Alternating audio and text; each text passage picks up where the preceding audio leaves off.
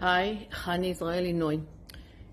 כשאני אומרת את המילה הודו, אני מיד עולה לי דימוי של פלנטה אחרת, של קצב אחר, של זמן אחר, ואני מאוד מאוד רוצה לחוות את זה. אז עולה לי דימוי של חושניות, של טעמים, של ריחות, הריחות של הקטורת במקדשים, הריחות בשווקים, בכל מקום יש את הריחות, הריח של ההימלאיה, הריח של שדות האורז, ולכן כל החושים מתערבבים ומתעגלים בהודו. כל חוש מתעורר לצבעוניות, לזרימה הזאת של אנשים למקדשים, לצבעוניות של הבגדים, לטעמים, לצ'אי ולכל מה שיש שם. מזמינה אותך למסע נשי רוחני לצפון הודו, 8 עד 18 לספטמבר. בואי לחוות.